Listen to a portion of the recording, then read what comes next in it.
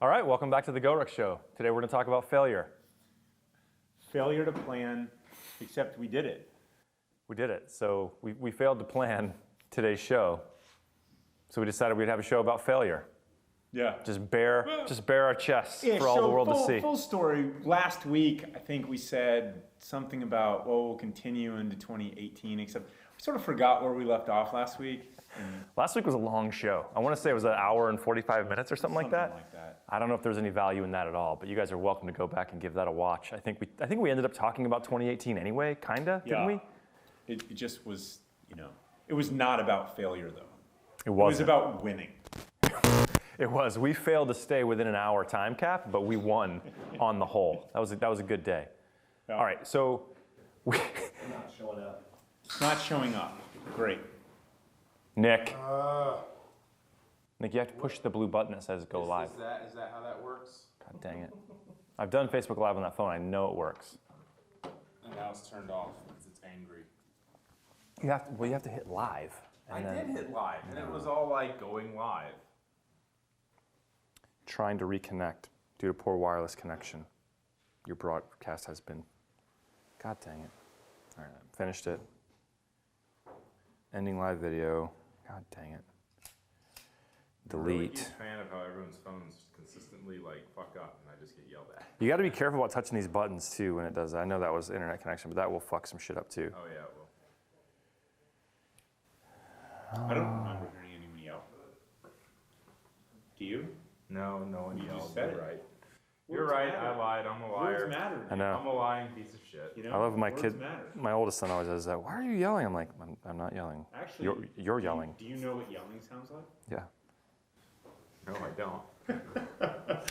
It sounds a lot different than this. A lot different. You guys, you saw the video of selection. Yeah, Mikey that's Bevins a lot different. screaming profanity and Man, it's facing me right now. There we go. Nick. All right. 3, 2, 1. Nick sucks. All right, welcome back to the GORUCK show. Today we're going to talk about failure, and this is really appropriate because we've failed at almost everything for the show already. Yeah. We tried to go live on Facebook, failed. We didn't plan for the show really at all, failed. So let's just dig right in. Actually, if you're just going to listen to this, you might just want to transition over to some place where you can just look at us. We're just going to sit here and drink beer. Maybe that'll be fun. But it'd be like we're in the same room together. Sounds good. So we were going to talk this week about some continuation of last week's episode, but we failed last week to cut it off at the right time. We'd had a few beers and we got rolling and we're like, Yeah. you know what, we're going to talk about 2018 next week, but we're feeling it right now, so we'll just talk about it this week and do like a double episode. It's like we already had the double disc album last week, and we said, oh, next week it's going to be the triple. We're going to turn it into a triple disc, and I think you got all you need from last week. Yeah, it's fine. So let's talk about failure. Yeah. What about it? Good? Bad?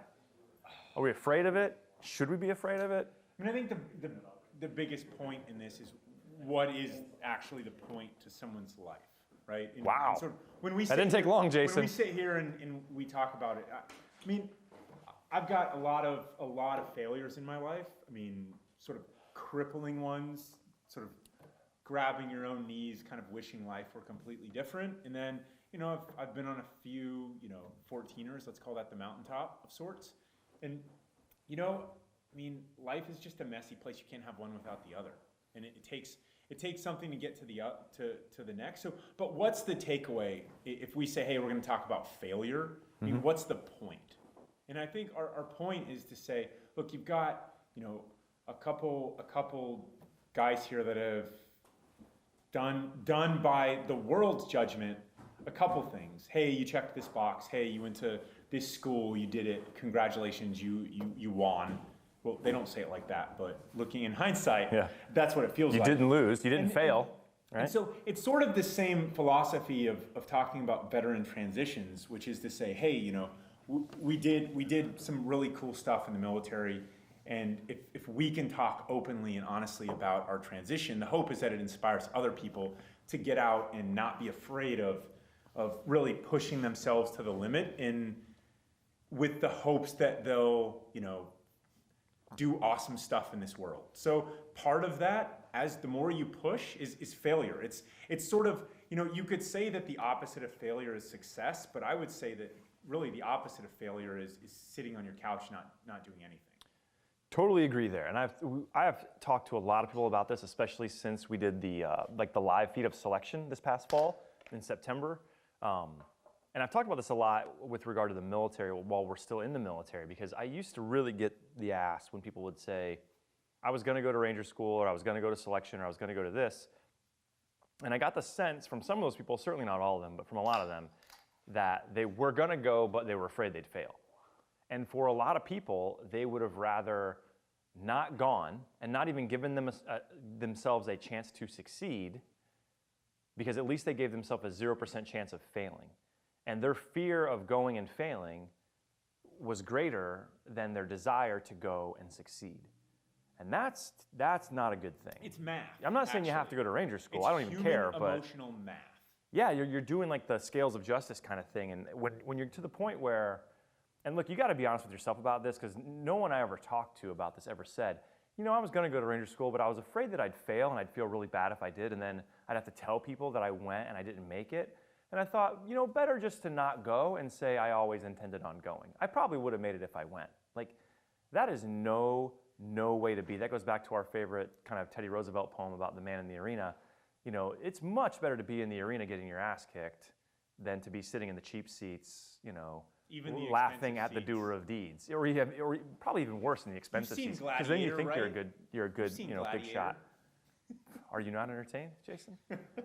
Yeah. So this idea that and this is not just in the military, but that is just sort of the lens through which I saw it for a long time. Was this, there were people that were just throttling themselves back. They were artificially limiting their own ability to be successful because they would rather avoid failure, whatever that means. And by the way, if you're listening, I would say that's a failure in and of itself. It's a non-starter. It's a failure to even try. And so I don't care what anybody wants to do. I don't care if you go to Ranger School. I don't care if you go to selection. I don't care if you try to make the NFL. It doesn't matter at all to me what it is you want to do, but you know what it is you want to do.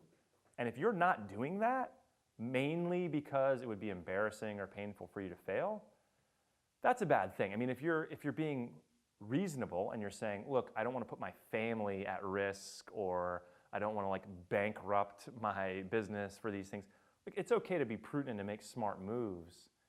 But if the one thing that's holding you back is that you just don't want to have to look yourself or your friends in the eye and say, yeah, I gave that my best shot and I failed, that's no way to be. Because there's nothing I respect more in this whole world, by the way.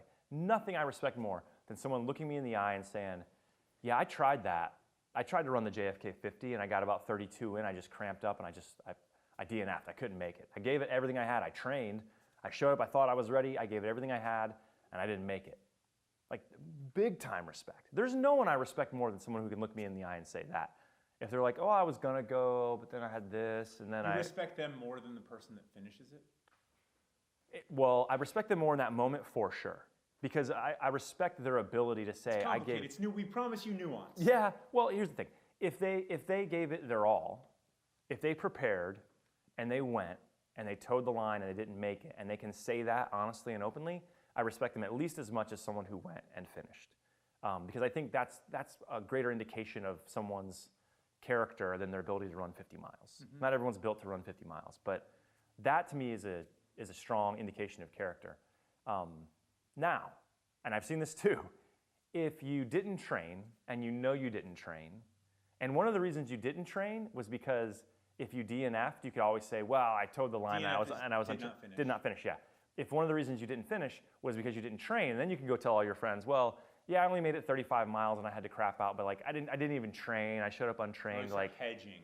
You're hedging. I don't respect. So, and we've talked a lot about this in the context of selection this past fall, because there were a lot of people that showed up that they weren't ready. They didn't prepare. They weren't ready. And look, kudos for showing up. I totally respect that. But if we're being honest, you knew. Let's be honest, Blayne. You knew, yeah, let's always be honest, huh? You knew during the gear inspection you weren't going to make it.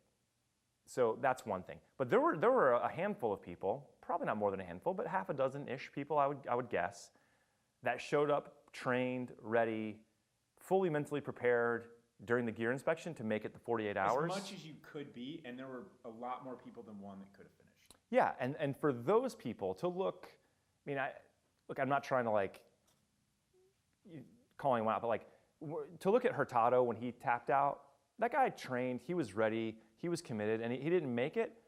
Total respect, because he thought he could make it, intended to make it, didn't, and owned it. You know, Jala, who's this? God, who am I thinking of here? Trainer. Yeah. Yeah, Trainer. Trainer was trained, no pun intended. Trainer wanted to show up to show that this wasn't that hard. But it was hard after all. It's like that's not a good. We're getting into sort of the mental side of it, you know. Yeah. So, but I guess to wrap up, like my one thought on this is I think that your willingness to give something your 100% best effort, which includes the preparation leading up to it, and then your best effort during the event itself, whether it's a GORUCK challenge or whatever. Or any day of your life. Or any day, any endeavor, medical school, I don't care. If you prepare like you mean it and you show up and you're committed from the time you toe the line and you're unsuccessful or you don't complete the goal or whatever that happened to be, that is a great thing. And I think that everyone should be willing to do that. And if you're not going after things that are important to you because you just don't want to have to say like you failed, that's too bad. All right, so real quick, you can ask the same thing to me next. One failure of yours. Wow. Man, I could go. A big one. I don't want the A big one? Okay, sure. Oops, I ate Cheerios instead of Honey Nut Cheerios, which is a big failure. You know, Honey Nut Cheerios are way better.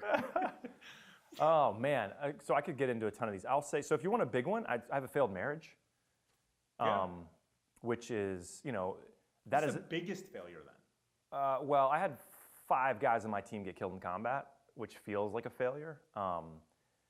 You know, that's one of those things where you do the best you can, the enemy gets a vote, you know, you learn to live with that. It takes a long time, but I've learned to live with that, knowing that I was just kind of doing my best every step of the way. Like at no point was I like, oh, the right thing to do is this, I'll do the wrong thing. It's like, you know, it's life, it's messy, the enemy gets a vote, you do the next thing you think is best, it ends up not being a good thing, people get killed, it's combat, you know, so I feel very responsible. I had a CIA friend of mine, actually, a ground branch guy, he said, you know, I was still over in Afghanistan and I worked with him and he said, you know, Blayne, there'll be a day when you stop feeling guilty about this, but there'll never be a day that you don't feel responsible. And that was big for me. It took me a long time after that to sort of like process what he meant, that it was okay to feel responsible and not feel guilty because I felt like the two were totally hand in hand.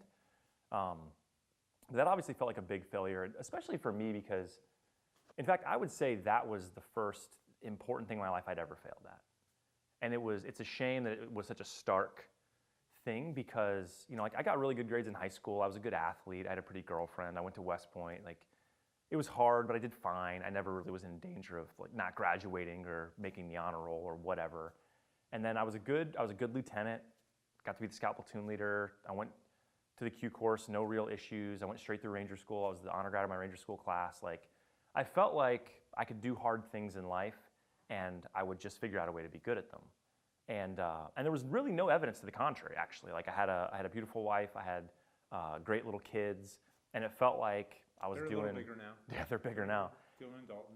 Yeah, boys. But I felt like I was kind of doing everything right, you know. Like I was saving my money, I didn't have credit card debt, like all the things that you would use to measure being a successful grown-up. I'd like bought a house, you know, all that stuff. And then my last deployment when I was in Afghanistan, we were doing well. Like, I had a really good team. We were real tight. We were effective. And then boom, you know, one sniper bullet and one big IED, and like everything you thought about yourself as a leader and like how your life was going to go, it all changes really quickly. And then, you know, it wasn't a couple years later that, and it wasn't because of Afghanistan, but through a series of things, you know, I ended up having a failed marriage. And when you have kids, God, that's even worse. Well, I think it's worse. I have never been divorced without kids, but I think that's even worse. And so I went. So. Yeah, so my deal was I went from a guy who in probably January of 2009 had made it 30, 31 years on the earth and had been pretty good at everything I'd ever squared up against, you know. Like I got my nose bloodied in plea boxing, but for the most part, I was doing fine. To by January of 2012, 3 years later, had basically felt like I had failed at every single thing that was important in life. You know, the end of my military career, the safety of my guys, husband, father, all that was just like smashed on the table. So you asked for one, I gave you two. I guess they're kind of related, but if you have any doubts out there, I have failed at some pretty big and important things. And I think you used, did you say debilitating, or what was the word you used about like hugging your knees? Yeah, just. I mean, it's debilitating, crushing when you're in those kind of positions. And I know a lot of you guys have been out there because I've talked to several of you. It was one of the nice things I learned through that was like I was not the only guy. I felt so embarrassed about all of it for a while because I'm like, oh man, so many of my buddies. The last thing you want to do is admit anything. Oh God, it was. So anyway, that's the biggest one for me. I failed at a lot of things that are sort of at small and mid levels and continue to all the time. But that was big, and it's been 5 years, I guess, almost 6 years since then. A lot of water under the bridge, but like, my ability. What does it feel like now? Life's good now. But looking back at those particular failures, I think, I'm okay with it now because I feel like I've grown and I'm a better person because of it. Like, not to use a cliche, but I was really lacking of sort of purpose and mission after I'd gotten out of the military. And when I got divorced, I was kind of like, it was real. It's real hard, right? Because you're trying to figure out what to do. Your two boys. Yeah, and so there's a lot to figure out, right? And because everything feels like it's in total disarray. And one of the things I kind of learned about myself was like I'm actually really good in chaos. I'm not that good at like steady state. If things get a little irritating, then I'm irritated by it. But like if someone gets hit by a car right now in front of like the PX, Yep. I'm good. Like I'm not gonna panic. I'm gonna be fine. So there's this like I'm good when I'm surfing, and I'm good when it's a crisis. But I'm maybe not as good in the middle when it's just sort of like ankle biters, day-to-day stuff. So it threw me back into this sort of mission mindset. And I remember looking at myself in the mirror. Literally, I remember shaving one day and looking in the mirror and saying, this is sort of my mission now is to handle this well, to figure this out. There's a lot for me to figure out, yeah. And so I approached it as if it was a mission, and I didn't want to fail at it. I wanted to be successful at it. And so a lot of the emotional stuff, like whatever I felt toward my ex-wife, whatever I felt toward the Army or the VA or whatever, I was able just to kind of approach it less emotionally and more rationally, and just try to make good decisions one at a time, by the way, because it's massive. So you just make one at a time. And so now when I look back on it, it stings a little, but I'm proud to know that I was basically dealt, well, I don't know if I was dealt a shitty hand. I might have played a shitty hand. But I was able to sort of pick myself up and dust myself off and be a grown-up about it. And I'm sure I made mistakes along the way too, parenting or divorcing or whatever, but like I'm definitely a better version of myself now than I was 6 years ago, and it's not even close. And so that's important. Yeah. Oh yeah, way better. I mean, I felt my best as a man when I was on a team, because before then I had never really had any of these big failures, and I felt like I was kind of bulletproof. But a lot of that was just sort of bullshit. It was just it felt that way, but it wasn't real. I wasn't bulletproof. I just had sort of felt that way. You kind of have to some Yeah, extent. there's a lot of mental psyching out that goes on there too. Like you have to sort of make peace with your own mortality. You have to really believe that you can go into like the jaws of the beast and come out, unscathed or whatever. But now I have evidence. Like now I know that I can basically have everything in my life that's important: wife, kids, family, reputation. Oh, by the way, I quit my job making a lot of money and started working at a nonprofit in that same little window of time. When Murphy comes, and Murphy basically is the god of if it can go wrong, it will go wrong. Yeah. He comes with all sorts of friends, and they all got enormous machine guns, and they're all shillelaghs. They're like these Irishmen that are just angry and whacking He you. doesn't come alone with sort of a little pocket knife. No, it's bad. So the two things I've learned from that failure, or just maybe failure in general, is one, I've increased confidence in myself, because I know that like even if the worst case scenario were to happen, and I don't even want to name them, but even if the really worst case scenario were to occur, I feel confident that now I could figure out my way through it. And the second thing is perspective, because now I just don't sweat the small stuff nearly as much as I used to. I'm much better in that middle space I was talking about. Like now I don't worry so much about the daily, weekly kind of ankle biters because I can put them in the proper perspective and I can know like this shit could be way worse and it's okay. And I have less fear of failure now too because I know even if I like take a digger and eat shit, like I could probably, like life's not gonna end. You might be broke for a while, you might be sad for a while, but like you can figure it out. So it's one of the things I like about working with you here at GORUCK is that like we don't really ever talk about worst case scenario. And we were just doing 2018 planning recently and it was like, here's what we think's gonna happen and here's our stretch goal. Like, here's growth and success, which is what we're planning for, and here's greater growth and greater success. And we could, like, we're pretty responsible human beings. We could, like, really plan the doomsday scenario, but, like, I honestly think if the ship starts to turn that direction, we'll know it soon enough, and we'll start making adjustments and preparations to fix it without having to sit here and dwell That'll on be it. when our boys are running this place, not with us. They'll screw it up for sure. No, second generation usually does well, right? It's the third generation that messes it up. Yeah, maybe that's right. Their kids will for sure screw it up. They're not under our thumb at all, right? Yeah, but honestly, if it all blew up, like I think you and I both we'd be fine. We'd probably just figure out something else to do, and we'd get hustling on it, and we'd figure it out. Like you do what you have to do. Our wives are both have more hard skills than we do, so they could just probably go get jobs. I don't either. I'm screwed. I can't like code or digitally market or do any of that stuff. No.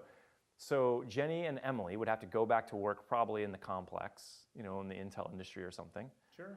And they could make a salary and get us healthcare insurance again, and you and I could fuck off and try to come up with another business or something. Worst case scenario planning. And I'm sorry for any of our employees that are watching this. We're not planning on nosediving the business if we can help it. But as ridiculous as this sounds, it's because it's like wargaming how to invade Canada, right? I mean, of which there are huge plans at the Department of Defense. How to invade Canada. That's sort of up there with the plan for crash and burn around here. So here's a small example of this that just happened yesterday.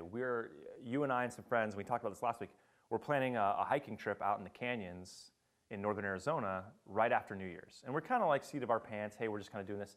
And I was planning on going to the Havasu Canyon these falls, and I realized just yesterday, as I'm trying to book camping reservations, get permits and stuff, and everyone's bought their plane tickets already, by the way, and I've rented a van. Vegas, baby, Vegas. Yeah, flying into Vegas. We're going to be there. Short stop in Vegas. I've had to assure my wife that we're using Vegas as only a logistical hub. Cheap flights and stuff, honey. Yeah. We're not really going to Vegas for 3 days. We're actually going to go hike, and there's going to be videographic evidence. But anyway, the reservation's closed. I don't want to be in Vegas for 3 days. The Supai Indians have decided, No I shit. don't either. 1 day is the most. I've only been one time, actually. For Eric Englehart's wedding, I went out there. And I actually left kind of like a day early. There's actually a really good longer story about this. My wife and I actually we got together sort of the first time the day after I got home from that wedding. Because I went home early, anyway, longer story. The point is, the Supai Indians closed the reservation, and we can't go hike there now. And so I was like, oh, what are we gonna do? So I just started looking for alternative plans, and I told you, I'm like, hey, reservation's closed, we're gonna go to the south rim of the Grand Canyon instead. And you kind of pull one earphone out, and you're like, okay, cool. And that was that. Because who really cares? Details? I'm like, no, don't care. Yeah, because it's not even a big deal. Like that's something we got a truck. There's some spaces to go do awesome stuff. I mean, that's great. the Southwest. And then I think you said, and there might even be a waterfall, right? I mean, sure, there's a waterfall. If any of you guys have ever hiked the south rim, from the south rim toward the north rim of the Grand Canyon in the winter, just send me an email and let me know what to do because He's not kidding. Yeah, because I don't know what we're doing. I got a permit for us to camp in the canyon because we can't make the north rim because there's too much snow, I guess. Overrated, The permit guy was really chill. So in the winter, here's the thing, I guess, no one's there in the winter. Colorado's it's a chill state, Arizona. They got all sorts of laws about. You don't even know what state the canyon's in. All right, We're not flying into Vegas to drive to Colorado. That doesn't make any sense. Who knew? All right, so go ahead. So that's fine. I talked for 150 minutes there. Talk to me about a failure you'd like to share with our good friends in the GORUCK Nation. Well, I mean, the first easy one that you just talked about relative to business crash and burn is in 2013 we laid off about 30% of our staff here. That was not good. you know? Yeah, we became friends right after that, I remember. It was still very, still like what would you call that? Like an exposed nerve a little bit. It was not, I mean, you know, there were other, GORUCK had a lot of different locations, and there was not a lot of real reporting, and by real I mean good, right? That sort of funneled up tangible stuff. But I guess the point is that the robot doesn't do the work for you. You have to actually dig in yourself no matter what. The spreadsheets don't manage themselves. Like this. Yeah. You have to roll your sleeves up. And so, you know, I feel like that one's kind of sure, right? I mean, however many, 2 or 3 years later, there was a problem.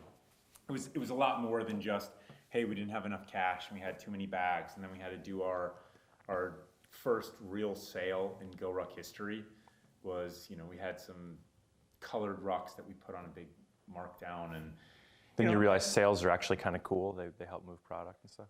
sales do. I mean, I wish everything were smoother, and you know, you just say, hey, this is a fair price for an item, but it just doesn't work that way. It's just not reality. So, I mean, look, the part of your story I can most easily relate to, and I was lucky enough to not lose anyone while I was there in combat. I mean, I lost too many friends, and we all did, you know.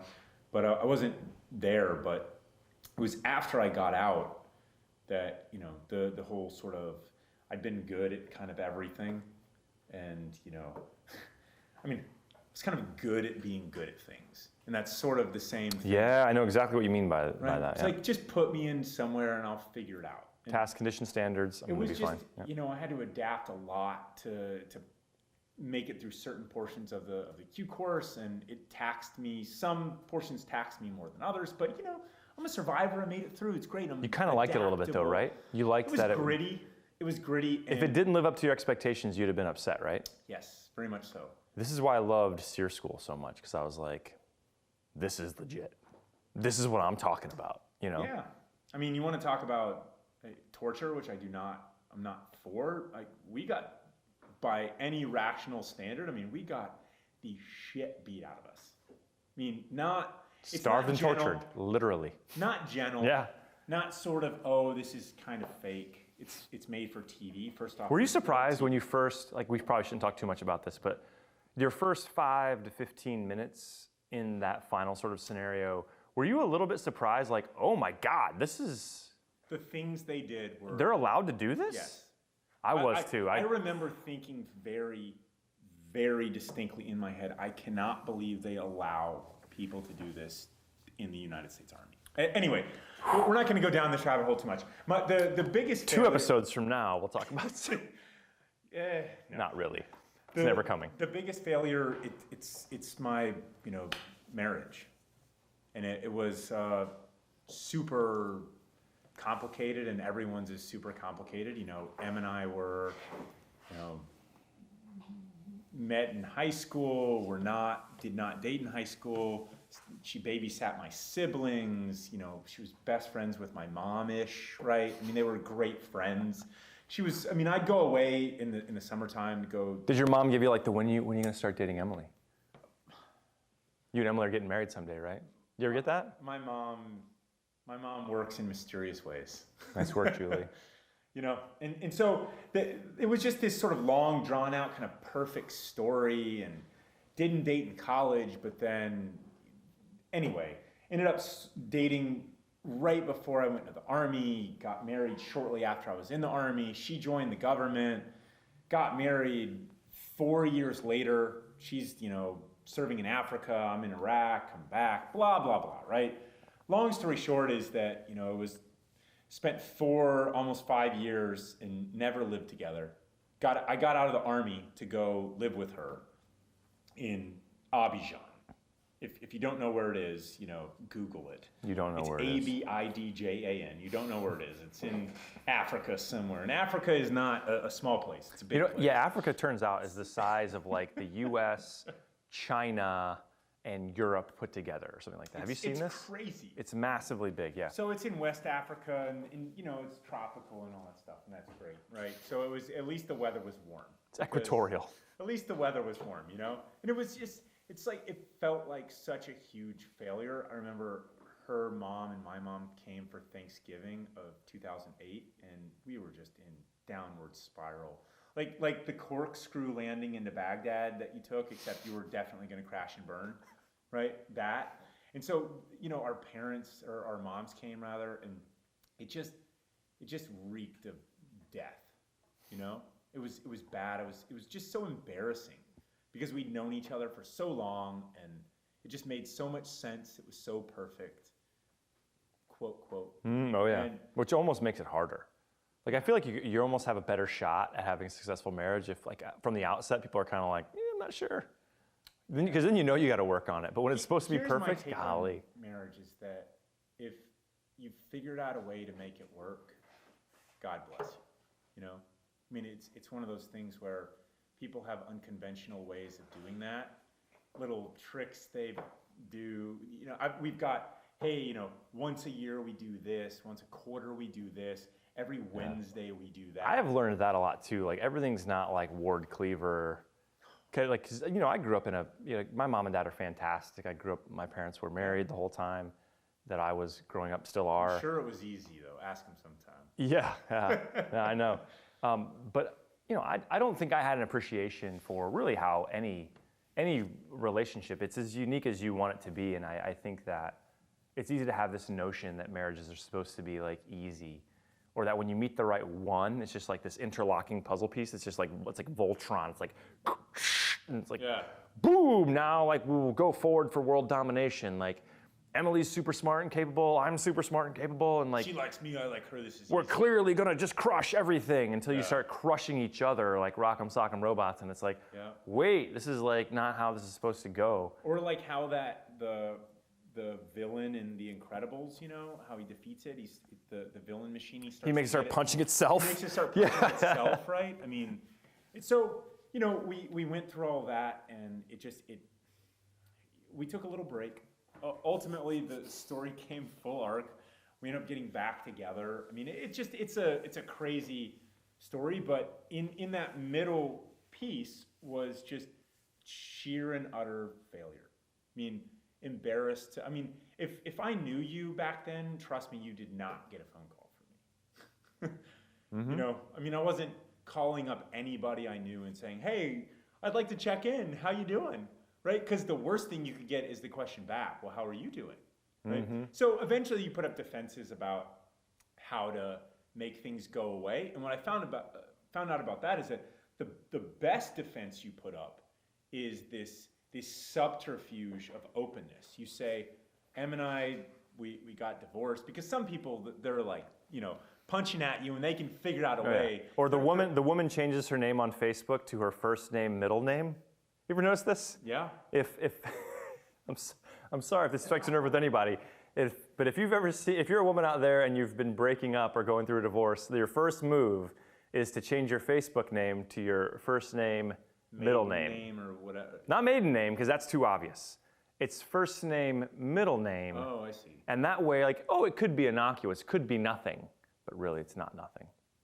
Yeah, or I'm sorry, I digress. But I know, I got my eye on you, I know it's out there. Anonymously Nick knows what I'm talking about. Anonymously unfriended? Yeah. I mean, that could be weird too, right? But, it's messy, and all these little things that it seems ridiculous now, right? Who cares, right? Yeah. But at the time when you're just, so what you talked about earlier, it's, when life is really bad, it's sort of one day at a time. When life is really good, it's start planning for all the dreams of your days. And don't you feel like it's actually better to go one day at a time?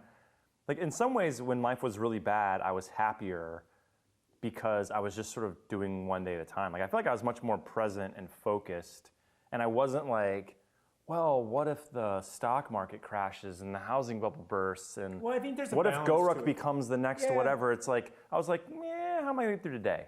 I don't know. I just felt like there's actually something kind of nice about that. I was not happier never being able to dream.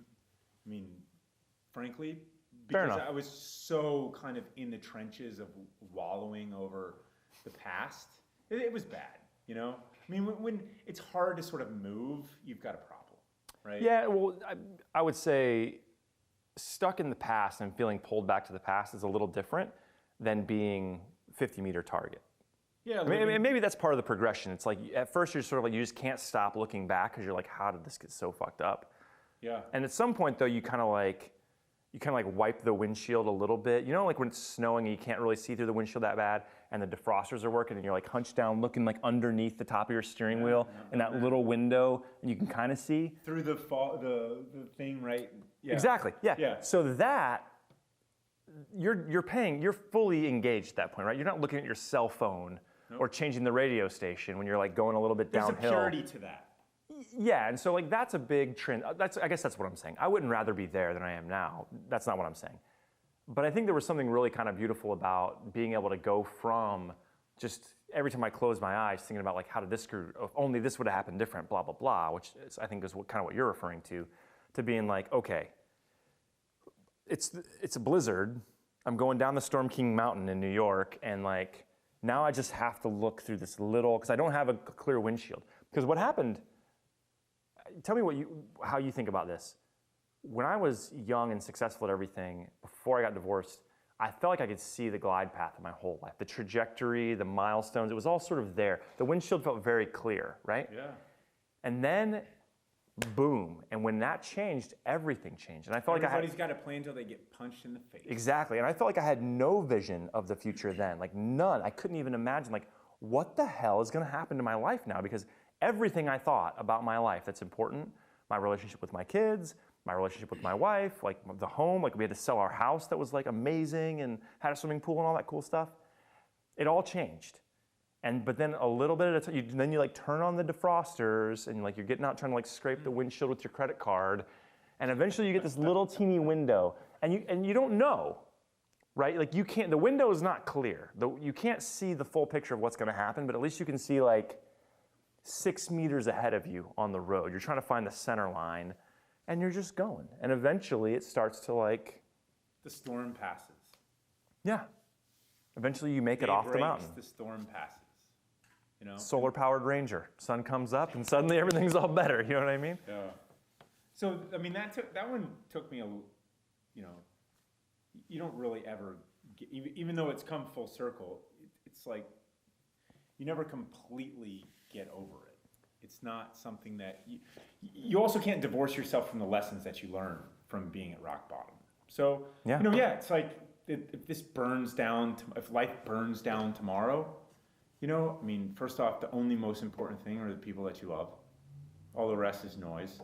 Yep. And you know, you just sort of rebuild. It's not that hard. You just rebuild. It's hard to see that when you've never had to rebuild, especially because you've been like this. Although, you know, I think a lot of people have been on a lot of rocky rides, and Yeah. you know, you find a different low. It doesn't have to be a new low. It doesn't have to be rock bottom, but eventually you got to figure out how to build or rebuild or something. And it's one step at a time. There's no shortcuts. Don't go buy lottery tickets. It doesn't work. I mean, you've got to just put in the work. Well, it's kind of like the long-term trends of the stock market. Like you've all seen it, right? It's like, it's up and down all the time, but it just sort of slightly trends upward over a long period of time. And I think life's a little that way. I mean, you're gonna have days or weeks or years where you like, you have a little bit of a market crash or, you know, you give some ground and then, you know, but if you put in the work and you stay consistent, it trends upward over time. You just gotta be willing to deal with the sort of ups and downs that are along the way. And like the lottery ticket analogy, or if you just put your entire life savings in Bitcoin, like you're putting yourself at the risk of having a big nosedive without the risk of. So who defines success? Right? Yeah. I mean, it's easy when you play with the stock market or money because it's a number. But who defines success? So we were talking about this a little bit before, and by a little bit I mean for like 10 seconds, because this is how we plan for the GORUCK show. But you know, we took a very, very complex topic, a very nuanced topic, and we tried to make it somewhat I'm gonna object simple. to one thing real quick. We've planned for the GORUCK show our whole lives. Okay, continue. All right, so, but we sort of made it sort of one or the other, right? Like, do you define success for yourself, or does the world define success for you? Man, there's probably a lot of middle ground even between that. But like, my answer to you was, I mean, I think ideally you'd want to be more in the place where you're defining success for yourself and you're kind of writing your own rules for what success looks So like what's for the you. currency then? But it's not one or the other. I don't think. I think it's, well, I don't know. Let me think about the currency for a second. But I think for me, I think it's like a bit of a percentage or a pie chart. Like, because look, I would like to think that I'm at a place now in my life where more than 50% of my sort of success is defined by me. Like I don't have any of the other the quantitative measurements, whether it's how much money in my bank account, Can't be leveraged. title. Yeah, have we talked about this before? Yeah. I think we have. Yeah. So like one of the big things for me, just very personally, and I'm not saying this is for everybody, but for me, success means I can't be leveraged. And by that, what I mean is, I think it's for a lot of people. yeah, like, and it could be people that are like investors and stuff. They look at leverage as sort of a financial mechanism. Like, are you leveraged as an entity? Like, have you borrowed more money than you have, and therefore you have to do these things to the people you've borrowed the money from, in order, or you could be leveraged, right? For me Or if personally, you're a spy and you say someone owes a bunch of money, then I know that I have a thing that I can lever. yeah, this is why when you get Leverage. polygraphed for like the FBI Yeah. and the CIA, they Yeah. they want to know about your debt because that's one of the big things that can sort of leverage people. Yeah. Phone's at 10% battery, just so you know. Okay, no problem. But my personal sort of mark of success, very, very like nebulously, I guess, is that I just don't ever feel like I could be leveraged. So I don't want to be in big financial debt. I'd rather have like less money, but like less debt and some freedom. So I don't want to be financially leveraged. You know, I want to make decisions that are within my integrity. So like I've told people this all the time, like you can't embarrass me. Because I don't care. Like you could tell anybody anywhere in the world anything I've ever done, and I'm okay with it. I've made peace with what I've done that I'm not proud of, and I try really hard from this moment on to only do things that I am proud of. And you can't leverage me. I don't. You got a past and someone's got a picture. I mean, Yeah, it's like I don't whatever. really have any skeletons in the closet. And like if you find one that's out there from somewhere when I was like drunken in college and you show it to me, I'm gonna say, okay, I did that. Like it's fine. I don't care. And so for me, I just want to be in a place where I'm proud of the way I behave. I'm proud of the way I live my life, and So I the can't world's be a little bit of the leveraged. judge. Hey, you passed this, you don't pass that. This was a goal. This wasn't a goal. But ultimately, Yeah. if you let whatever the goal was become your metric for happiness. and I don't Oh, mean there's the loaded success or word. Yes. failure, right? Yep. Like, Yep. but the validation of the world, Validation's a good word, yep. happiness, all those kinds of things.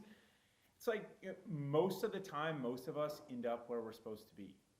And I want some of that too, though. By the way, like I don't want anyone out there to think that I don't value or care at all about affirmation, recognition, professional success, making a good living. Like I do care about Blayne those things. Posts something on Instagram, he wants you to like it. He sits and monitors the likes all the time. If you guys aren't following me on Instagram, I'm personally at Blayne PS.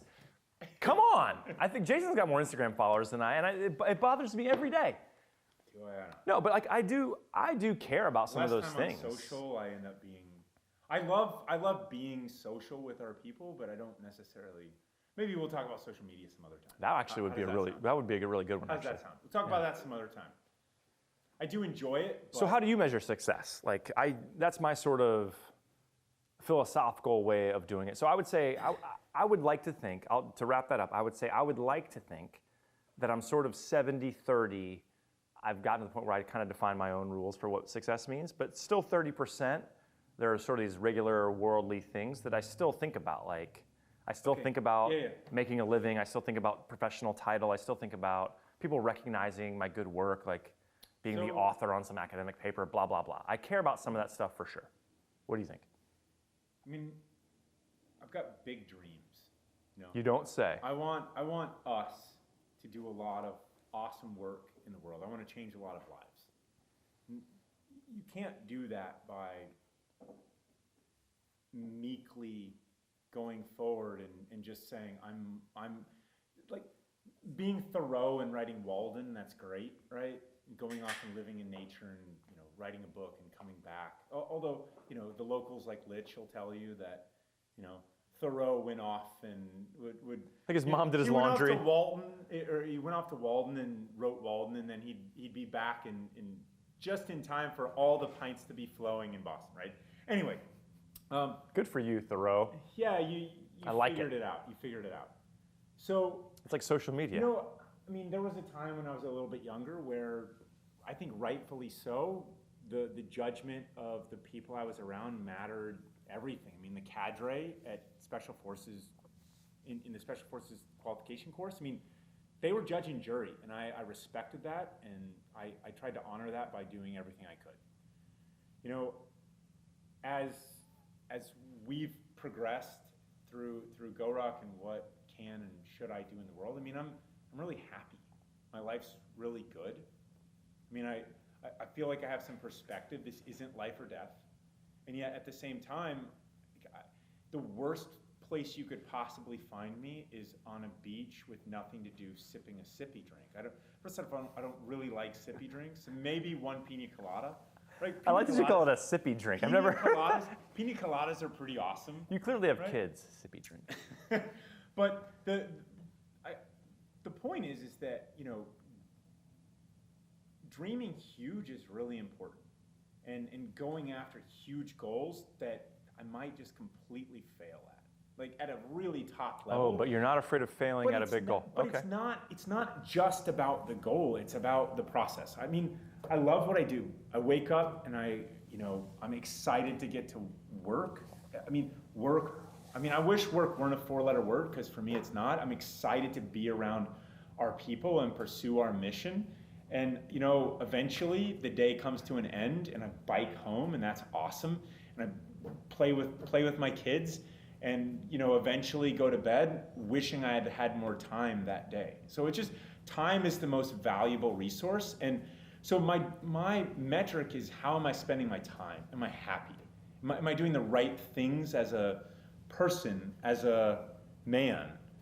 Where did I read that recently? You and I both read a book that talked about the metric of success is what percentage of your time are you spending doing things that you choose to be doing or that you want to be doing? What book was that? I think, was it Hillbilly Elegy? It's a great book, but I don't know that it was that one. Let My People Go Surfing? Might have been that one. I feel like we've talked about this. I really liked that definition. Oh, you know what it was? There's a podcast called S-Town. Have you heard this podcast? No. If you're into podcasts at all, I know you're not as much as I am. I've actually never downloaded a podcast. Your first one should be S-Town. You can listen to it like, you've got what, 3.5 miles, 4 miles into Yeah. work? Yeah. It's perfect. S-Town, fantastic podcast. Okay. It's by the makers of Serial, which you also haven't listened to Serial, but which is amazing as well. Yeah. Anyway, it's about this guy who's like sort of a savant. He's like this redneck, northwestern Alabama kind of savant, clockmaker or clock repairman. It's called a horologist, by the way. People that work on old clocks. Anyway, he was really weird, like off the reservation weird. He built like this hedgerow labyrinth in his property and all that. But he used to write these like long kind of like manifestos, because he was just up all night. You know, his mind was always occupied. And I won't give it away, but basically in one of his like final kind of manifestos, he talks about how all the things that he's done in his life, and it's actually kind of cool. Like, he's done all kinds of interesting things. He's read all these interesting books, he's done all these interesting things, he's made a bunch of cool stuff, and he says that my life has been successful because I've figured out a way to spend most of my time doing things that are interesting to me that I want to be doing. And I spend very little of my time doing things I'm not interested in Yeah, so doing. this is like the DaVinci book I just read, right? Which I have not read that go yet. out Can I and read it? Did you have the hard copy? I do have the. I'll trade you back your Hemingway one for the DaVinci one, you- because I'm about done with that I see one. you're working that drug deal. So it's sort of like We can't borrow books now, is that? It's sort of like DaVinci, where they say, you know, he pursued all of these other different avenues besides painting. He was known as the best or a great painter in his day, but he pursued all these other avenues, and very few of his paintings have actually survived. And there was a point in the book that really struck me, which said, you know, he could have done a lot of other things, but they wouldn't have made his life as rich. You know, he studied Could have made him rich. He was not but- an architect, but he studied architecture. He was not a city planner, though he wanted to be. By the way, he was not a what do you call someone that deals with cadavers? They're like a mortician. Coroner? He was not a coroner. Pathologist? He was not a coroner, but he dissected a lot of human bodies. Anyway, all of that sort of connected the dots, and in the same way that Steve Jobs gave a great speech about connecting the dots and other Studying things calligraphy and all that? Yeah, at the Stanford graduation speech, it's sort of the DaVinci model of all of these different things that he did. They all sort of funneled up to Mona Lisa as the world's most famous painting ever, because he studied all of these things that led to water, which by the way is in the background, and dissecting the cadavers, and that led to understanding of how the face The anatomy, performed, the anatomy. And so, the world will take from you. We learned this hardcore in the Army. You will always love it more than it loves you. You have to figure out how to lead a rich life. You have to figure out how to do the things that matter to you, because you can never give enough to a place like the Army or to America or to whomever. And you have to figure out a way to make sure that your life is still rich. And so that was probably the biggest lesson of that book. The other one was like be really sort of interested in things, right? Intellectually curious. So Well, anyway, that leads to a lot of failure, by the way. Like, I just want to point that out. Like, yeah. one of the things that I also really appreciate about people, like, not that any of you care if I respect you or not, but another thing I really respect in people is their willingness to try stuff they're interested in, even if they suck at it. Like, I was not good about that for a good chunk of my life, and only more recently I've gotten better about it. I wouldn't say like I'm the world's best at it, but I think if you're interested in something, or really anything, you're not going to be good at anything worth doing off the bat. Like, no one's that talented. You might have a knack for picking things up. Unless like you're Mozart or something. in one One thing. in a trillion. Yeah, or in one or two things maybe, right? Yeah, that's right. But what if Mozart was interested in soccer or in whatever, you know what I mean? Like, Yeah. and so I have found that to be another thing that has really made my life rich, is letting my guard down a little bit about not being good at things. And it has allowed me to do more things that I'm interested in. And by the way, and over time, I actually can become good at those things. But I'm not good at them at first. And if I just tried something, wasn't good at it, and decided to punt, then I would never have the satisfaction of doing that. And so failure in the micro sense, and I think for a lot of people, inhibits their ability to be successful in the more macro sense, because they go, I'll just give you some silly examples, right? They go to like the CrossFit gym and they're like uncomfortable and awkward and they suck and they don't have good mobility and they can't do wall balls or whatever. And they're like, it's embarrassing, right? And especially if you think you're kind of fit to begin with, because I've been there, by the way. I finished dead last. My first ever workout in an actual CrossFit gym was a 6 a.m. workout, and it was me and my buddy Ian and all the rest of the class was women. And as it turns out, they were really fit women. But like, I didn't know, so I show up and we were doing like toes to bar. So you were just a chauvinist and thought you should do better. Yeah, I thought that I would crush any woman in any workout ever at that point in my life, if they're not an Olympian, maybe, like, And we show up to this workout, and the guy that owns the gym, TAS CrossFit in Tampa, great folks, are like, yeah, come do the workout. And it was like toes to bar and running and like some stuff I actually thought I might be okay at. And me and my buddy Ian finished last and second to last in the workout. And I was like, that's embarrassing. And because I was actually a pretty fit guy to look at. But like, they just asked me to do a couple things that I like wasn't trained at, wasn't good at. Yeah. And I wasn't like, man, screw this is bullshit. Like, I was like, oh man, or like double unders, Couldn't do a single one of those. And I finished last in every workout that had those for a long time. But, it didn't discourage me from sticking with it. And you could apply that to, like, I see this with my youngest son in skateboarding. He's 8, he is amazing at skating for an 8-year-old. And everyone that sees him is like, dude, you're so gnarly, it's amazing. But he works on a trick endlessly in the driveway until he hits it. he's not discouraged at all.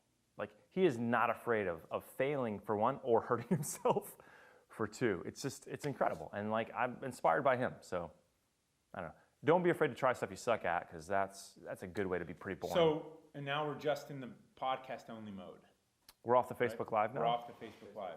All right, well, Post it. our YouTube So- audience, So, bonus. should you Bomber, tell them to go over to YouTube in like 5 days when it posts. should you focus on your strengths and get better at those, or should you focus on your weaknesses? Because look, if you're a workhorse, you'll get good at. I mean, I saw something about 2% of the population is tone deaf. I think I might be one of them.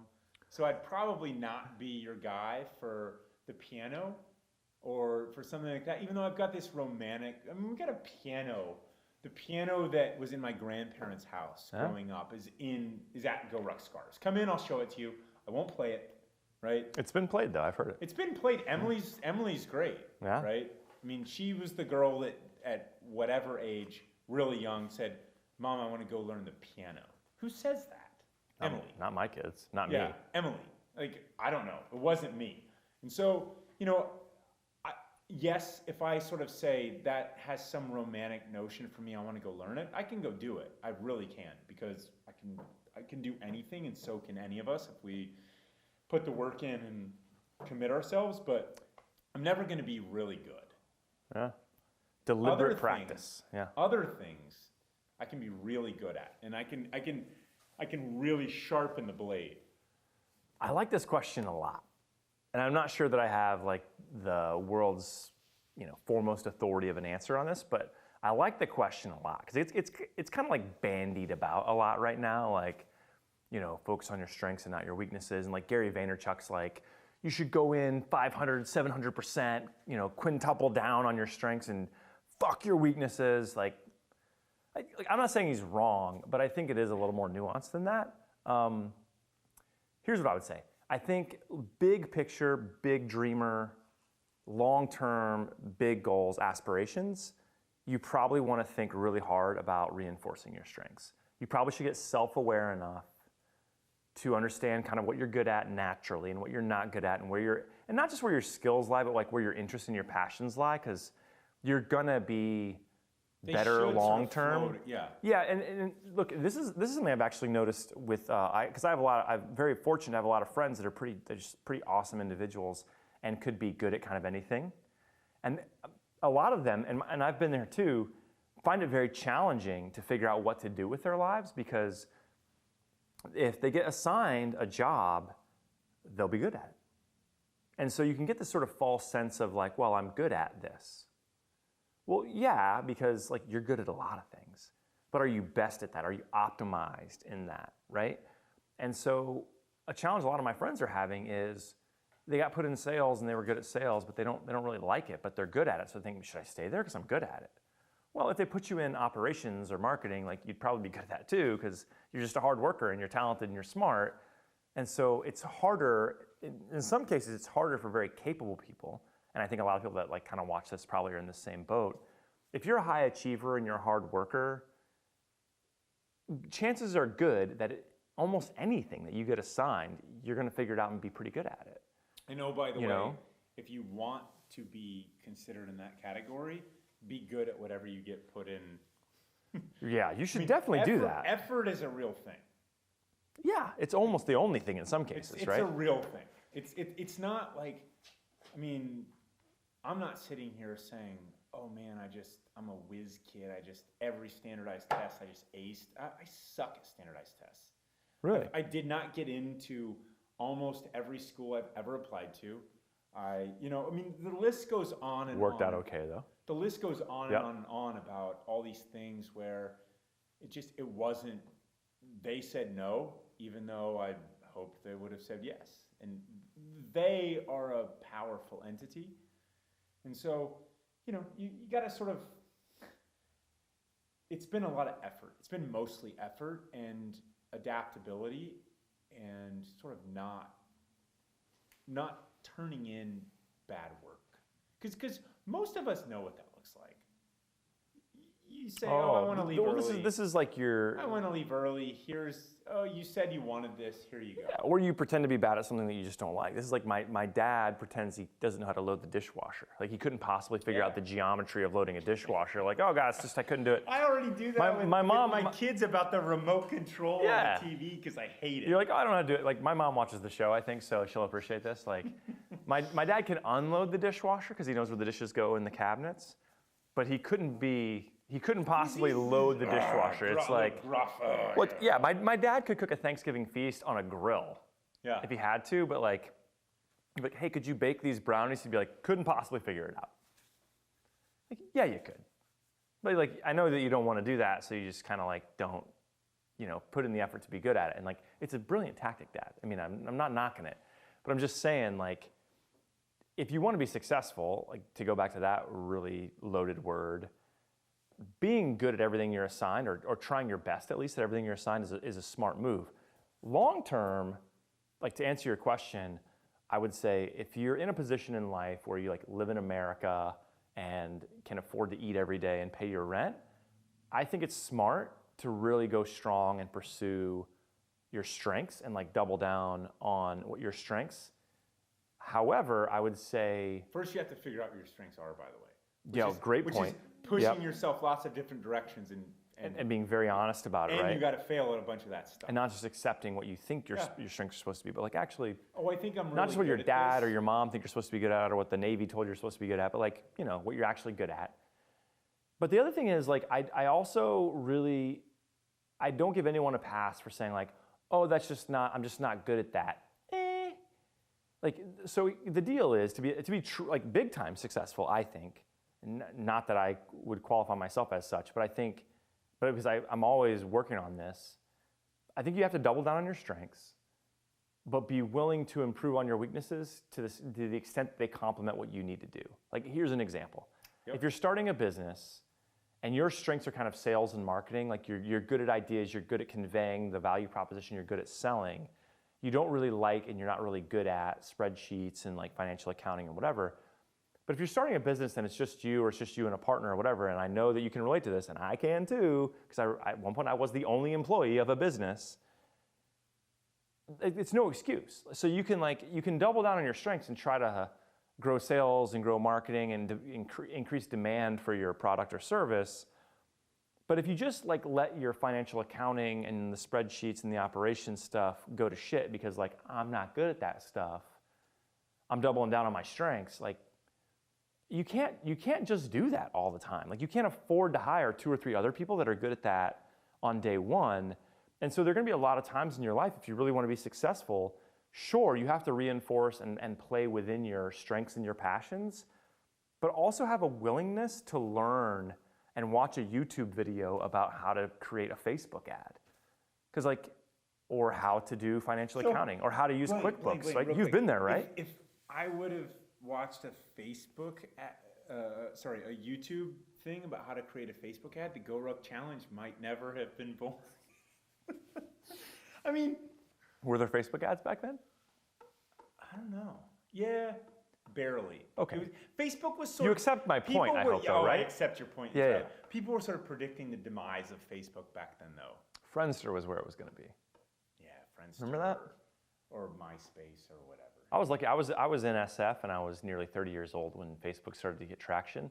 And I remember actually being downrange one time, and one of the guys on my buddy's team had a Facebook account and was like on Facebook checking some things out.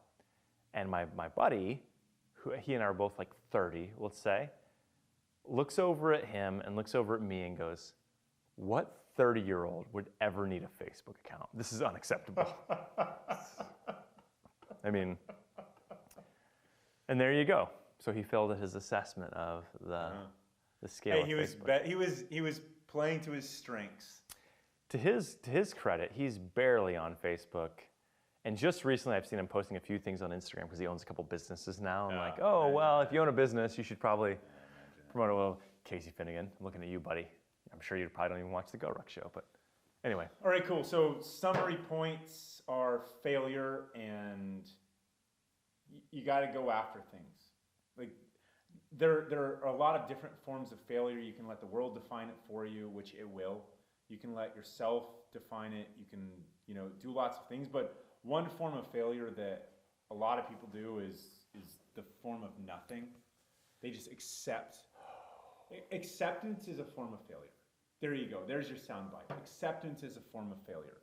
And you got to get out there and push. You're either growing or you're dying.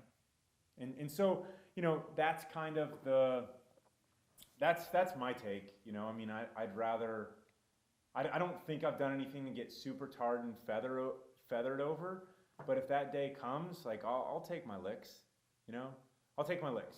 If they got to pull me out in front of the Market Square William Wallace style one day and like do their worst, that's better than just, coasting, because you only got a little bit of time.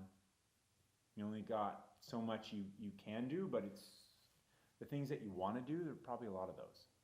So Yeah, I would agree. I mean, failure to make a decision is a decision in of itself, right? No. You've decided not to make a decision, This is a right? big one. So when you fail to make a decision, the world makes the decision for you.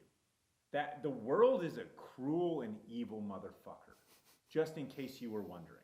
It's And first cousin to Murphy. And if you let the world make the decision for you, it's like going to Vegas and wondering and thinking that you're a special snowflake, and then saying, man, I wonder how they built all of this stuff in Las Vegas. In the middle of nowhere. Yeah, in the middle of nowhere. You want to go to Vegas soon and It's check it probably out? because a lot of people won there. Oh, wait, right? The money came from somewhere. It's from all of us. And the mafia. So, that too. All right. All right. Cool. So we're still on this. Bomber, is there anything that we should Couple little questions. Okay, come on. Bomber's Corner.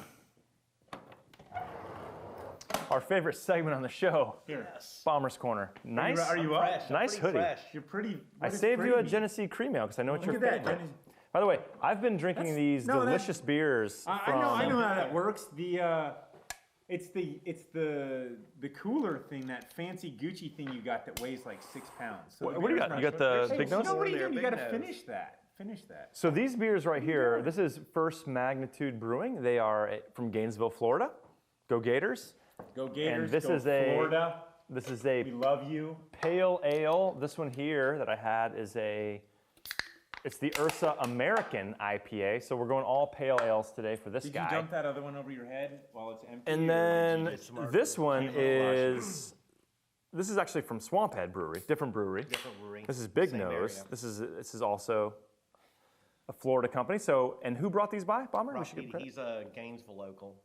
Rob Good Petey people, yeah. from Gainesville, Florida. I am Gainesville a local. Yeah, I yeah. have a diploma. Actually, I have 2 2 hours diplomas local. from the University of Florida. So, big supporter. Thank you for the beer. This stuff is delicious, by the way. All right, Bomber, what do you got? When doubt sneaks in on you, what do you do? When doubt sneaks in on you, what do you do? By the way, it's inevitable. All the time, by the way. Not all the time. A lot of the time, though. So, I mean, at a really, really, hey, I'm gonna write the book on this. These are my thoughts. It's sort of, if life is really bad, you focus on one step at a time. If life is really good, focus on all the dreams of your days. And it's really, you've just got to do more. You've got to say, hey, one more step.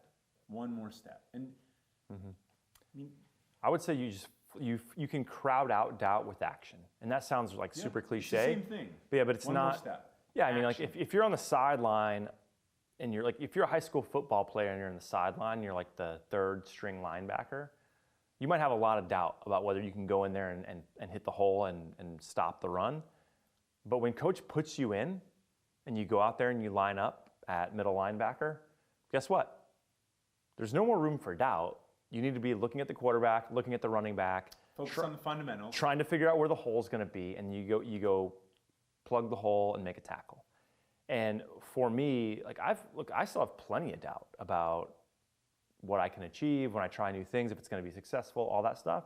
I mean, how do we build GORUCK into a billion-dollar company? I mean, that's a big. Yeah, we just show up at work every day and start Yeah. working, and that helps me with even little things like from workout to workout even. Like I like having the butterflies at the beginning of a workout, and I have a lot of doubt sometimes as to like where I'm gonna finish or how I'm gonna feel at the end of it, but once it's 3, 2, 1, go, boop, I'm good. Just do the work. Yeah, so just action crowds out the doubt a lot of times. What is GORUCK doing to continue to stand out among other businesses, both event-wise and with the apparel? To stand out. I just had a conversation with a guy today that works, he works in PR, and he was like, man, you guys have an amazing story and like this very unique business. And his feedback was, you guys are so unique and so special, it's actually a little bit hard to talk about you because it's not like anything else that anyone's like seeing out there, so there's nothing to compare it to. But his feedback, We're not the next Uber. Everyone's the next and Uber. we're not the Uber of anything else. We're not the next Uber Not of whatever. the Uber of walking, but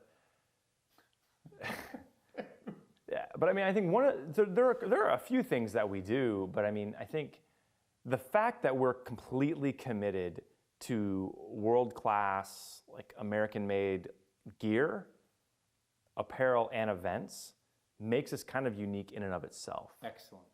In excellence, right? Like the SF, we've been talking a lot about the SF avatar. Like this idea that we care a lot.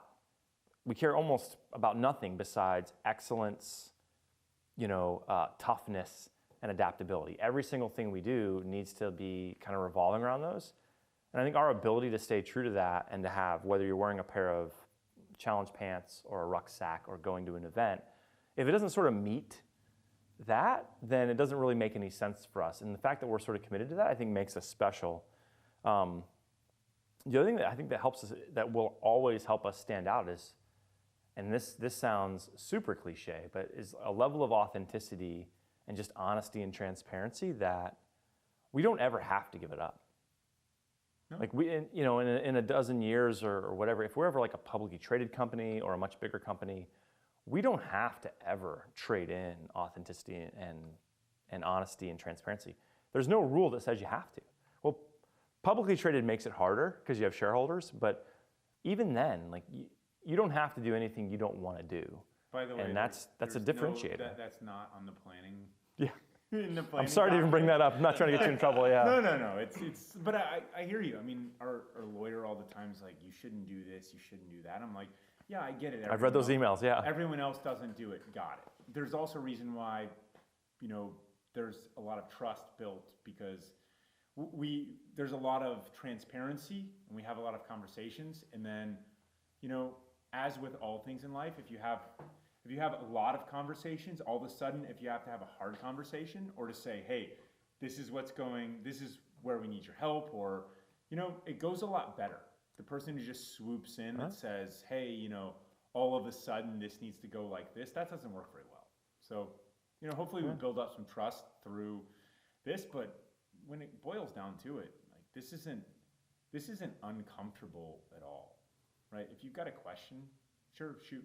Well, the complete and utter inability to be leveraged, like we talk about in like my personal life, I feel the same way about GORUCK. Like we're not going to be leveraged. We don't owe anybody any money or any significant amounts of money that we couldn't pay with a check at this point. We don't owe anybody any money.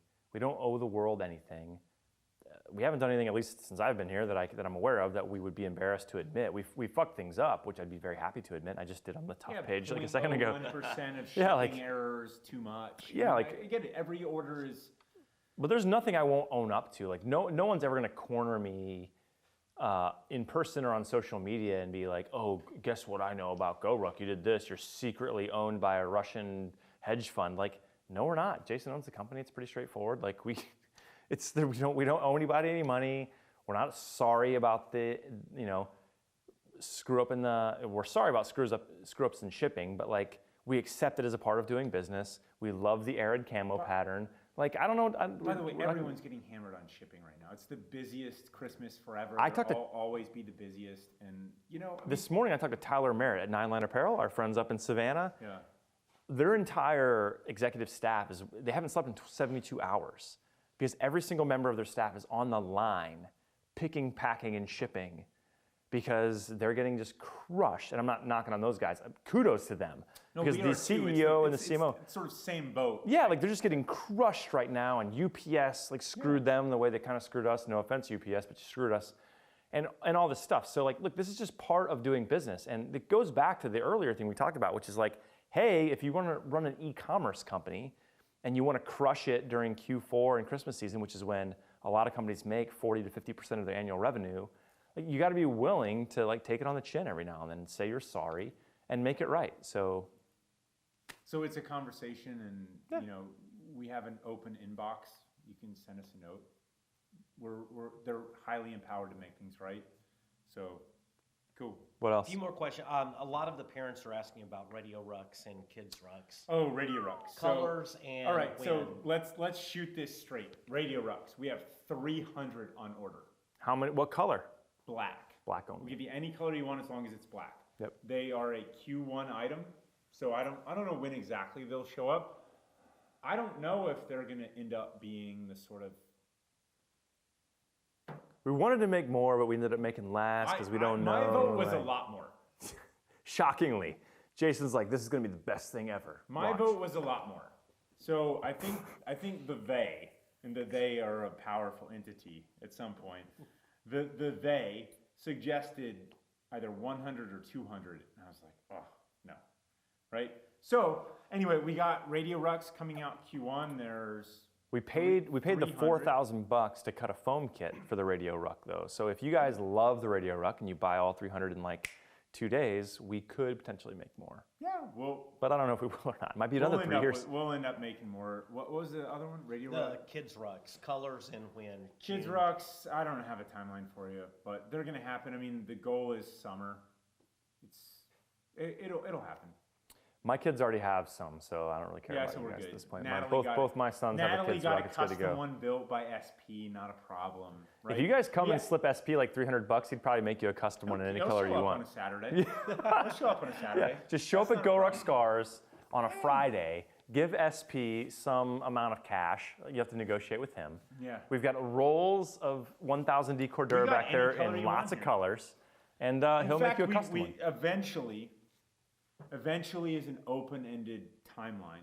We will do something of sorts of, you know, custom or a one-off or whatever, and we'll raise a bunch of money off of it.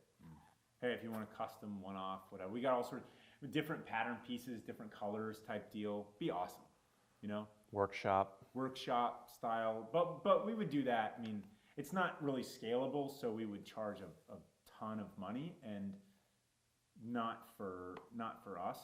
We'll raise some money off of that one. Thank you for getting your kids involved in rucking. Though. Yes. Yeah, Both my that's kids awesome. ruck. I got in a little trouble because Dalton did a light. It's a whole nother story, but Yeah. it's a Yeah, it's a- that it's a- counseling statement we had. yeah, it's a beautiful thing. No. It's a beautiful thing for the kids to be involved in rucking. So thanks for doing that. I'm sorry we don't have kids rucks right now. We'll figure it out. Buy them a bullet. Let's They're move actually on. going to be better too. That's cool. I mean, I'm not going to tell you exactly how just yet, but it'll happen. That day will come. Okay, I have 3 more things. Bullets Luke are on M- sale. Go buy a bullet. Yes.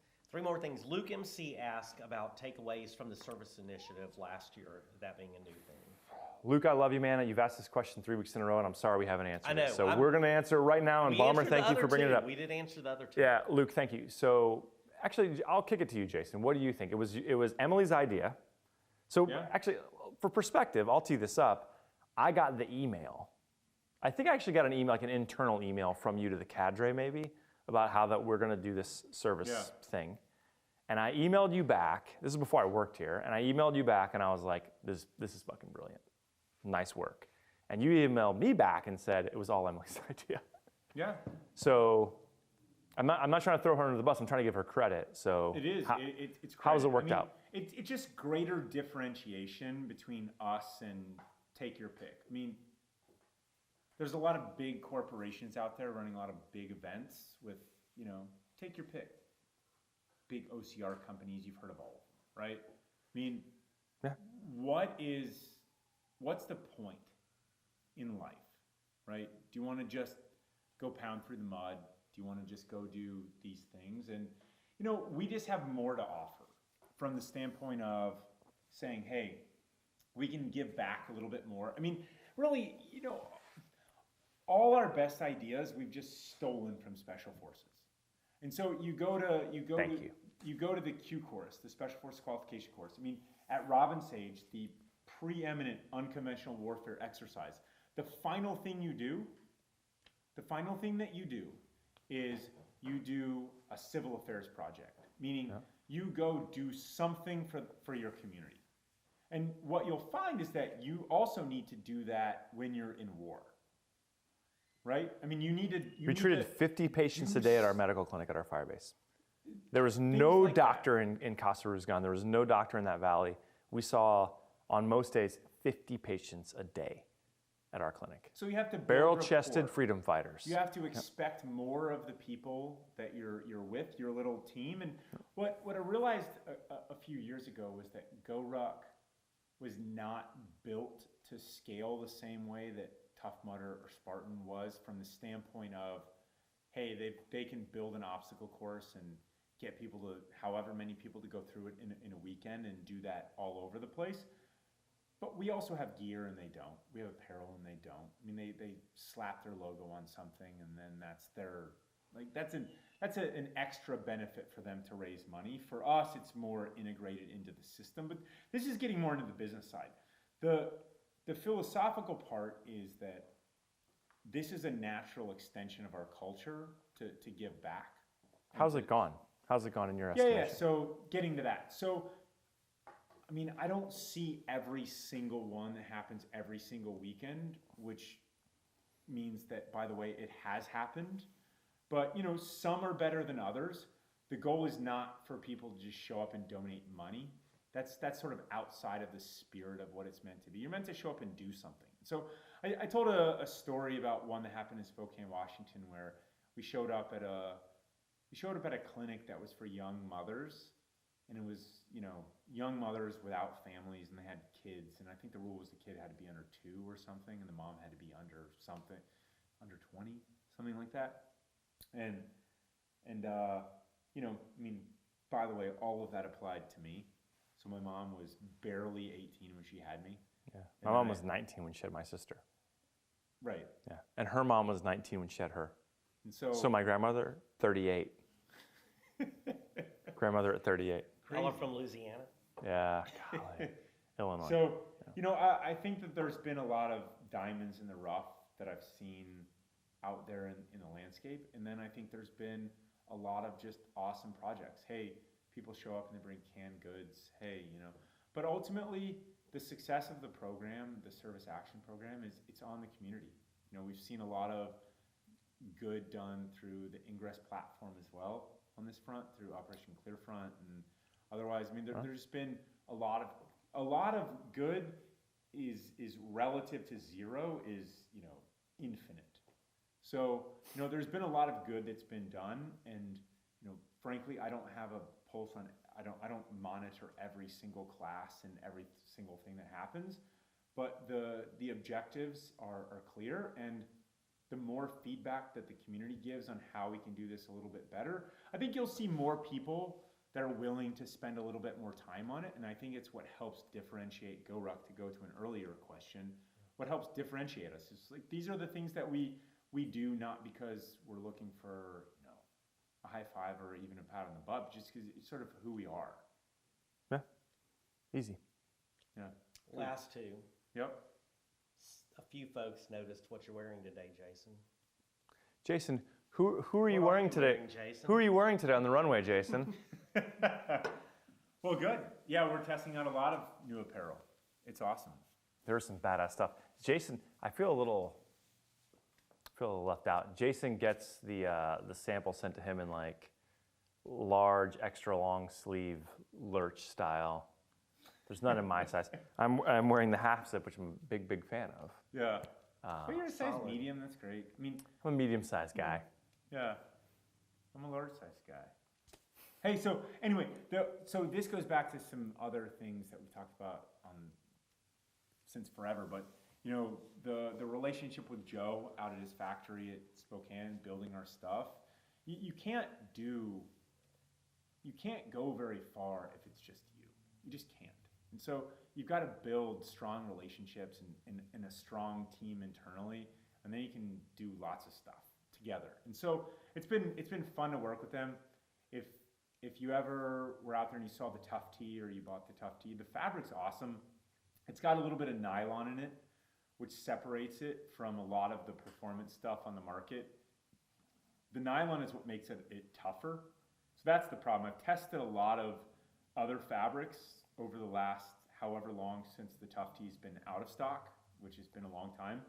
And the stuff just shreds. You know, you go do stuff and it just shreds. And the world does not need another place making cheap stuff that just is destined for a landfill. I feel very strongly about that, by the way. Yeah. I mean, I find it just a bit disgusting, right? You just make something cheap and you use it once and then you throw it away. And like, I'm not some super hippie or anything. Neither is the guy, Tom's of Maine, by the way. How I built this podcast, if you want to do that. Tom's of Maine, the guy that make like the hippie deodorant and stuff. Yeah. He's a Republican. Like, he's not a hippie. That implies. It implies he's not a hippie. That's all it implies. All right. But like on the interview that I heard with him, he was like, "Look, I absolutely care about people using products that are not bad for them. I want care. the environment I to be care about awesome. the environment being great. Like, I want the air to be clean. I want the waters to be clean. Yeah, he's like, I want the landfills to not fill up so fast. exactly. He's like, I didn't think that I had to necessarily be a hippie and fulfill all those, whatever, stereotypes, if you will, in order for me to care about. Does a $3 shirt cost $3 if you wear it once and throw it in a landfill? I don't know. Well, the cost is anyway. But like I think this is a good example though. Like you and I probably never gonna we have short hair, military guys. Like we believe in like That's American just me. manufacturing. Like yeah, like we're pretty patriotic. We're not big granola eaters. Stereotype- We don't own any Birkenstocks. Like I got it right. Or tie dye. However, like you and I have actually talked about this a lot. Like I kind of care about the environment. I sort of care about the working conditions of Bangladeshis. Yeah. Making $1, a week or whatever. Like, I care about that stuff. You care about that stuff. Like, we would prefer for our stuff to be made by people that are making a great living wage and living good lives in Spokane, Washington, or Southern California, where a lot of our rucks are made and stuff. flip a Like, switch. we care about that stuff a I had to lot. flip a switch at some point on the apparel and just say, I'm going to stop apologizing for how much it costs. I had to do this with the rucks, and I forgot that I was going to have to do Go that ahead. on the apparel as well. Bangladeshi $1 a week labor in buildings that are literally collapsing on people and killing them, or fine Americans in Spokane, Washington, who are going back to their subdivisions and living the good life But it's and not- making a living wage. right. Like it's But the quality of the work is what it has to translate into. because it doesn't have to be 1 million units an hour, right? It can be done properly by hand. Yeah, you know? I mean, so in some cases you could say that, Asian labor is better and more skilled. But if you take that up a notch, you say, okay, so there's a lot of decisions that go into the value of a product. And, China in a lot of these cases has taken a lot of the really high-end stuff, the Arc'teryx, the Patagonia of the world, and they've gotten good at it. They know how to manufacture, by the way. I'm not saying they don't. I think that there's some value there's a lot of value, in fact, in maintaining some of those skills here. And I think that there's also, for our business model, we're not building a million units. We're building thousands of units. And, the place where we are is got, hundreds of employees, not thousands or so. So look, there's a lot of factors into it. It's nuanced, but ultimately, yeah, the labor here is a lot more expensive, and yet we're still able to do things that are really, really high quality, the best in the world. And oh, by the way, in that business, gluing is considered the sort of pinnacle. And I heard a rumor that gluing jackets is, waterproof jackets, the seams have to be glued to keep the water out and all that stuff. I heard a rumor that that's dead in America, and next year we're going to prove that it's not. So that's going to be great.